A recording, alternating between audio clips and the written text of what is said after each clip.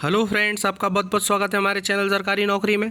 जैसा कि आप स्क्रीन पर देख पा रहे हैं, इंडियन कॉन्स्टिट्यूशन जो अपना भारत का संविधान है, जिसके अंतर्गत भाग 3 मूल अधिकार जो अनुच्छेद 12 से लेकर अनुच्छेद 35 तक वर्णित है, जिसमें अनुच्छेद 32 जो बहुत ज़्यादा इंपॉर्टेंट है, हर एग्जाम में यहाँ से क्वेश्चन पूछा जाता है, जिसको भारतीय संविधान का हृदय भी कहा जाता है। इस वीडियो में जानेंगे, समझेंगे।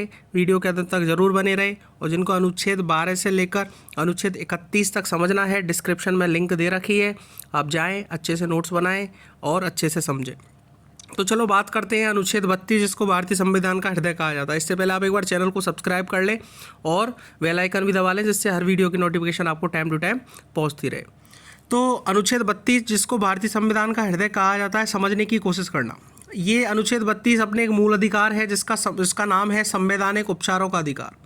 अपने मूल संविधान में 7 थे मूल अधिकार, जिसमें से एक संपत्ति का अधिकार जो अनुच्छेद 31 है, जिसकी वीडियो में बना चुका हूँ, उसको हटा दिया गया है। अब बात करें अनुच्छेद 32 की, तो अनुच्छेद 32 में अपन बात करेंगे तो संवैधानिक उपचारों का अधिकार, ठीक है ना। एक्चुअल में है क्या है कि जो जितने भी अपने को मूल अधिकार हैं, पहली बात सीधी भाषा में समझना, मैं थ्योरेटिकल आपको एक बार पढ़ा दूंगा कि जितने भी अपने मूल अधिकार हैं, उनकी परेशानी को या कोई हमसे उसको छीन लेता है, सरकार छीन लेती है या फिर कोई पब्लिक छीन लेती है, तो उसकी सुनवाई के लिए हम कहाँ जाएं, उसका क्या ऑप्शन रखा गया है।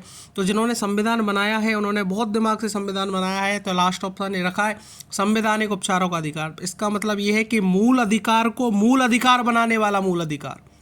समझने की कोशिश करना, मैंने क्या लाइन बोली है कि अपने जितने भी मूल अधिकार हैं, उनको मूल अधिकार बनाने वाला ये सबसे बड़ा मूल अधिकार है, संवैधानिक उपचारों का अधिकार, जिसको भारतीय संविधान की आत्मा भी बोलते हैं, भारतीय संविधान का हृदय भी बोलते हैं, भारतीय संविधान का संरक्षण या मूल अधिकार का संरक्षक भी बोलते हैं, प्रतिभूति भी बोलते हैं, ठीक है ना। इन सब चीज़ों को बोला जाता है। बहुत बार क्वेश्चन पूछा गया है, इसलिए एक एक चीज़ मैं बार बार रिपीट कर रहा हूँ।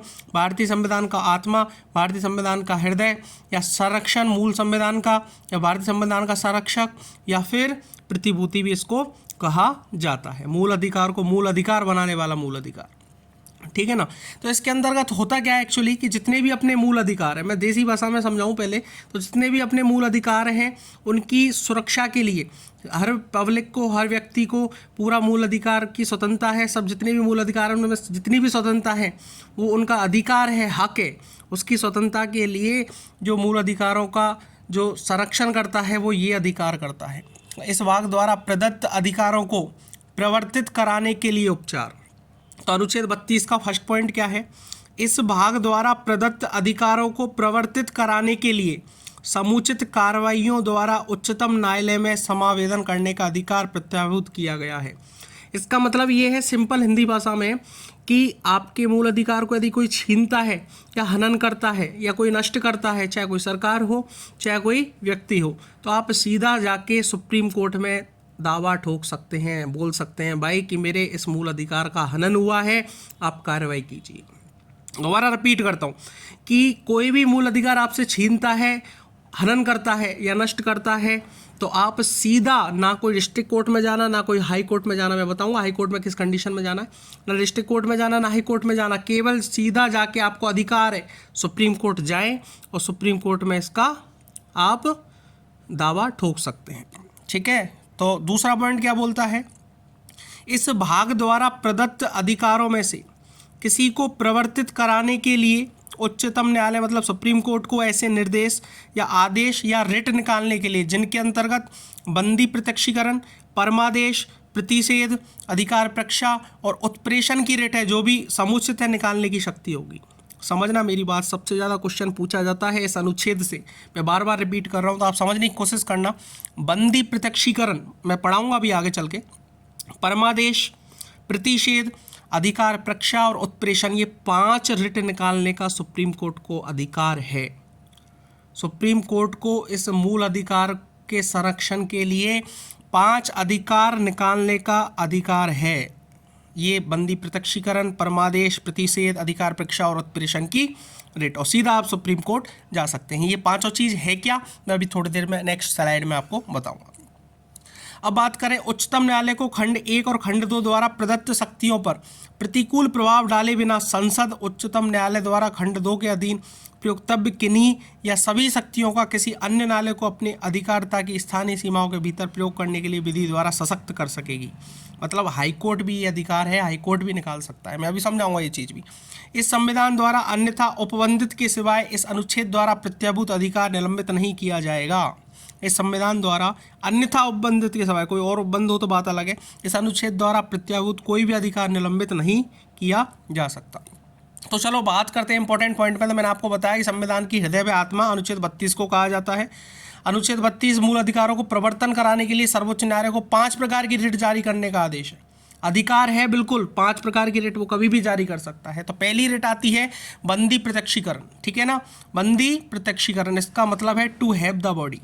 मतलब इस रिट के द्वारा न्यायालय बंदीकर्ता व्यक्ति को आदेश देता है कि बंदी व्यक्ति को 24 घंटे के भीतर न्यायालय के समक्ष प्रस्तुत किया जाए ताकि बंदी के कारणों को जाना जा सके, ठीक है। बंदी प्रत्यक्षीकरण का मतलब ये होता है कि इस रिट के द्वारा न्यायालय बंदीकर्ता व्यक्ति को आदेश देता है कि बंदी व्यक्ति को 24 घंटे के भीतर न्यायालय के समक्ष प्रस्तुत किया जाए ताकि बंदी के कारणों को जाना जा सके।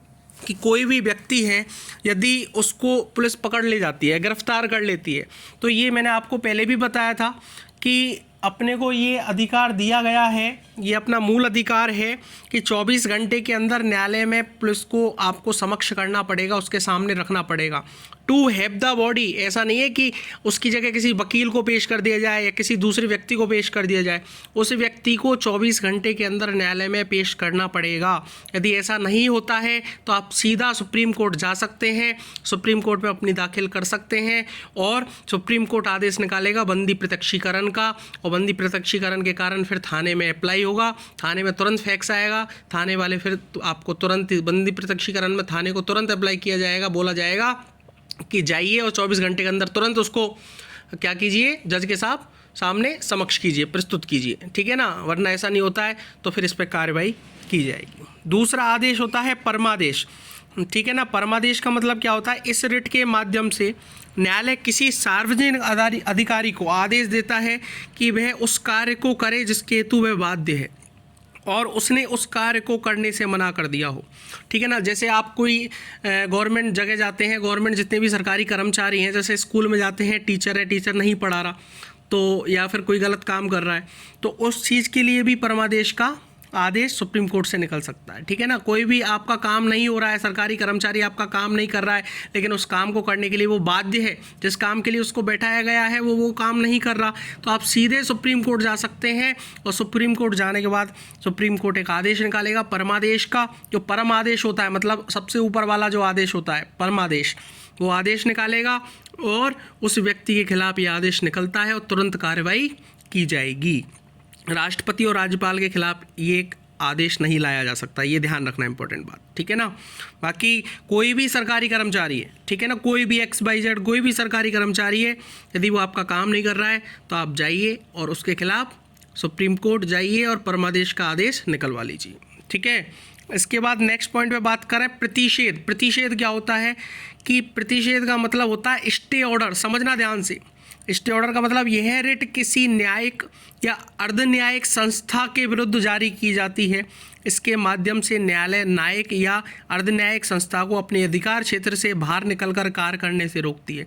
आजकल क्या होता है कि जो डिस्ट्रिक्ट कोर्ट है या फिर हाई कोर्ट है, ये कुछ गलत फैसले सुना दे या फिर कोई ऐसा अधिकार दे दे कि जो उसके न्यायालय के बाहर क्षेत्र में है और उस पर वो कार्रवाई करने पर मजबूर हो जाए, तो इस कंडीशन में आप सीधा सुप्रीम कोर्ट जा सकते हैं, उस ऑर्डर पर स्टे ला सकते हैं। जैसे किसी कंडीशन में आपको हाई कोर्ट ने या डिस्ट्रिक्ट कोर्ट ने आपको किसका फांसी का ऑर्डर दे दिया, तो आप तुरंत सुप्रीम कोर्ट जाएं, वहाँ से स्टे ऑर्डर आप ला सकते हैं। तुरंत सुप्रीम कोर्ट प्रतिषेध का ऑर्डर निकालेगा, रिट निकालेगा और इससे हाई कोर्ट अपना आदेश यथास्थिति बनाए रखेगा, वहीं छोड़ देगा, ठीक है। कोई फांसी की सज़ा आपकी जब तक स्टे ऑर्डर रहेगी, फिर सुप्रीम कोर्ट में आपकी सुनवाई होगी, उसके बाद बाकी का काम होगा। ये प्रतिषेध बोलता है। इसके बाद उत्प्रेषण, तो उत्प्रेषण भी एक तरह से प्रतिषेध के समान है। इस रिट द्वारा वरिष्ठ न्यायालय किसी अधीनस्थ न्यायालय को जो अपनी अधिकारिता का उल्लंघन करता हो उससे रोकता है। मतलब जो छोटे न्यायालय हैं, सुप्रीम कोर्ट हाई कोर्ट को रोक सकता है, हाई कोर्ट जैसे नीचे डिस्ट्रिक्ट कोर्ट को रोक सकता है, ठीक है ना। इस तरह से जो भी कोई आदेश है गलत निकालता है, एक तरह से प्रतिषेध है, ठीक है ना। कि कोई भी गलत आदेश या कोई उसके न्यायालय क्षेत्र से जो बाहर का आदेश है वो निकाल दिया उसने, तो इसके लिए आप सीधा सुप्रीम कोर्ट जा सकते हैं। उत्प्रेषण का अधिकार है, उत्प्रेषण की जो रिट है वो जारी कर सकता है सुप्रीम कोर्ट, और आप सुप्रीम कोर्ट जाके अपना अधिकार बचा सकते हैं। ठीक है, 5th पॉइंट पे बात करें अधिकार परीक्षा। अधिकार परीक्षा का मतलब होता है यह रिट उस व्यक्ति के विरुद्ध जारी की जाती है जिसे असंवैधानिक रूप से किसी सार्वजनिक पद को धारण कर लिया। इसका मतलब क्या है कि यदि आप जहाँ रहते हो आपको लगता है कि किसी कॉलोनी में किसी व्यक्ति ने, इसने कोई एग्ज़ाम पास नहीं की, इसने कोई इंटरव्यू नहीं दिया, कोई पेपर नहीं दिया, तो और फिर भी उसकी गवर्नमेंट जॉब लग गई, सरकारी कर्मचारी बन गया। ठीक है, आपको लग रहा है कि इसने सरकारी जॉब जो ली है फर्जी तरीके से लिए, या किसी पैसे की मदद से लिए, ठीक है ना, धन की मदद से लिए, या फिर किसी भी गलत तरीके से ये इस जॉब को पा सका है, सरकारी जॉब को। ठीक है, तो उस कंडीशन में आप तुरंत सुप्रीम कोर्ट जा सकते हैं। सुप्रीम कोर्ट में जाकर आप उनको ये सारी बातें बता सकते हैं, तो सुप्रीम कोर्ट फिर अधिकार परीक्षा की रिट जारी करेगा, जिससे जो कर्मचारी का पद है उसकी संवैधानिक जांच होगी कि किस तरीके से इस पद पर आया है। ये सारी कहानी किसके तहत है?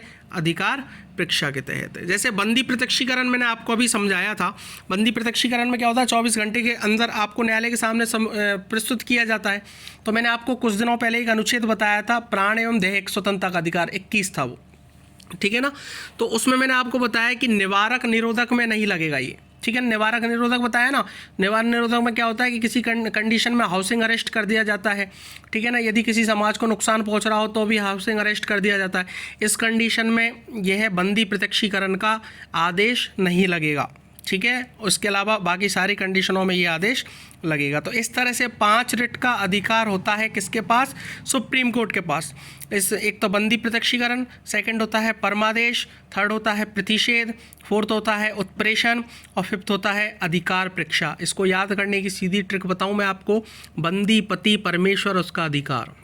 समझना ध्यान से, बंदी लिख लेना, नोट कर लेना, बंदी, पति, परमेश्वर, उसका अधिकार। बंदी से मतलब बंदी प्रत्यक्षीकरण, पति से मतलब प्रतिषेध, परमेश्वर से मतलब परमादेश, उसका से मतलब उत्प्रेषण, और अधिकार से मतलब अधिकार परीक्षा। बंदी, पति, परमेश्वर, उसका अधिकार, ठीक है। इससे आपको 5 और रिट याद हो जाएंगी। ऐसी कोई एग्ज़ाम नहीं, यदि मूल अधिकार की बात होती है तो उसमें अनुच्छेद 32 से 101%, 100 क्या 150% क्वेश्चन बनता है। तो इसलिए इस अनुच्छेद को ध्यान से याद करना। आत्मा, हृदय, संरक्षण, प्रतिभूति भी इसको कहा गया है। मूल अधिकार को मूल अधिकार बनाने वाला मूल अधिकार यही है। न्यायिक कार्रवाई करती है, रिट जारी किया जाता है और कोर्ट के द्वारा, सुप्रीम कोर्ट के द्वारा, ठीक है। अब एक पॉइंट मैं आपको बताता हूं, इसमें इंपॉर्टेंट ध्यान रखना। एक बार यूपीएससी में क्वेश्चन पूछा गया था कि ऐसा कौन सा अधिकार है जिसको हाई कोर्ट को ज़्यादा पावर है सुप्रीम कोर्ट से, ठीक है ना। ऐसा कौन सा अधिकार है जिसमें हाई कोर्ट को ज़्यादा पावर दी गई है, किससे? सुप्रीम कोर्ट से। अब आप सोचेंगे ऐसा क्वेश्चन कैसे पूछ लिया, हाई कोर्ट को पावर कैसे ज़्यादा हो सकती है सुप्रीम कोर्ट से? बिल्कुल है। देखो अब क्या होता है, जैसे कोई केरल में रहने वाला, तमिलनाडु में रहने वाला, या कोई कर्नाटक में, बंगलौर में रहने वाला व्यक्ति है, उसका कोई मूल अधिकार छीन लिया जाता है, उसका हनन कर लिया जाता है। उस कंडीशन में वह क्या करेगा? उसको सुप्रीम कोर्ट जाना चाहिए, लेकिन सुप्रीम कोर्ट काफ़ी दूर है, वो बेचारा गरीब व्यक्ति है, उसको सुप्रीम कोर्ट जाने के लिए खर्चा पानी की व्यवस्था नहीं है, या फिर ज़्यादा खर्च वो पैसे नहीं कर सकता। तो वो इस कंडीशन में अनुच्छेद 226, याद रखना मैं आगे भी पढ़ाऊँगा, आर्टिकल 226, 226 के तहत हाई कोर्ट में भी रिट जारी करवा सकता है। हाई कोर्ट में भी रिट जारी करवा सकता है आर्टिकल 226 के तहत, ठीक है ना। ये चीज़ ध्यान रखना, इंपॉर्टेंट बात है। अब बात करते हैं अपन कि मैंने ये क्वेश्चन कहा कि हाई कोर्ट को अधिकार ज़्यादा कैसे है सुप्रीम कोर्ट से। तो ये समझने की कोशिश करना कि आप सुप्रीम कोर्ट में जाओगे तो केवल मूल अधिकार के लिए आप वहाँ रिट जारी करवा सकते हो। आपका कोई मूल अधिकार छीन लिया गया है या हनन कर लिया गया है, उस कंडीशन में आप वहाँ रिट जारी करवा सकते हो। लेकिन हाई कोर्ट आप गए तो वहाँ मूल अधिकार के लिए भी रिट जारी करवा सकते हो और कानूनी अधिकार के लिए भी जारी करवा सकते हो। कहने का मतलब ये है कि जैसे अनुच्छेद 31 जो संपत्ति का अधिकार था पहले, उसको जो हवा हटा दिया गया है, जो मूल अधिकार हटा के अब 6 मूल अधिकार बचे हैं, ये 7वां हटाया था संपत्ति का अधिकार। तो अब जैसे मान लो किसी संपत्ति को सरकार आपसे ले ले, ठीक है, ले सकती है, ये बिल्कुल हटा दिया मूल अधिकार में। अब आप सुप्रीम कोर्ट जाओगे तो सुप्रीम कोर्ट तो ये बोलेगी कि मूल अधिकार आपका है ही नहीं है ये, ठीक है ना। तो आप इस कंडीशन में हाई कोर्ट जाइए तो हाई कोर्ट क्या बोलती है, क्या मूल अधिकार पे भी सुनवाई करेंगे और कानूनी अधिकार। अब एक्चुअल में क्या बना दिया ये कानूनी अधिकार, मैंने बताया ना अभी लास्ट वीडियो में, अनुच्छेद 300 के तहत अनुच्छेद आर्टिकल 300 के तहत इसको कानूनी अधिकार बना दिया। जो मूल अधिकार से कोई अन्य भी कार्रवाई होगी कानूनी अधिकार में, उसको भी हाई कोर्ट जारी कर सकता है। तो अभी ये बोलेगा कि हाई कोर्ट अभी स्टे लगवाना है या उस काम को रुकवाना है तो आप हाई कोर्ट जा सकते हैं। जैसे कोई ज़मीन आपसे सरकार ने ले ली या किसी मकान पर यदि कुछ बनाना है या फिर सरकार उसको लेना चाहती है, तो इस कंडीशन में आप सुप्रीम कोर्ट जाओगे तो कुछ नहीं होगा। हाई कोर्ट जाओगे तो अपना कानूनी अधिकार के तहत उस पर स्टे ला सकता है। यह अनुच्छेद 226 हाई कोर्ट का जो अधिकार है आर्टिकल 226 226 उसके तहत ये किया गया है। ठीक है ना। तो हाई कोर्ट इसमें ज़्यादा शक्तिशाली हुआ जबकि सुप्रीम कोर्ट इसमें शक्तिशाली नहीं है। तो ये क्वेश्चन एक बार यूपीएससी में पूछा गया था। ठीक है ना। तो संविधान की आत्मा किसे बोला जाता है, संविधान का हृदय किसे बोला जाता है, संविधान का संरक्षण किसे बोला जाता है, संविधान की प्रतिभूति किसे बोला जाता है, सब कुछ किसको बोलते हैं? अनुच्छेद 32 संवैधानिक उपचारों का अधिकार, इसको बोला जाता है। ठीक है। एक अनुच्छेद 19 में भी बताया था मैंने, संविधान की रीढ़ की हड्डी किसे बोलते हैं? अनुच्छेद 19, और प्रस्तावना में भी बताऊँगा आगे चल के मैं अभी। ठीक है ना। तो इस तरह से आपके पास पूर्णतः ये अधिकार दिया गया है। ये अनुच्छेद 32। जिसको यहाँ तक वीडियो देखी है अच्छी लगी है तो लाइक ज़रूर करें। कोई कमी हो या फिर कोई आप सजेशन देना चाहते हो या कुछ और क्वेश्चन पूछना चाहते हो तो आप कमेंट कर सकते हैं। चैनल को सब्सक्राइब भी कर लें। इस तरह की वीडियो आपको नोटिफिकेशन में देखने को मिलती रहेंगी, तो इसलिए बेल आइकन भी आप दबा लें। Thank you very much.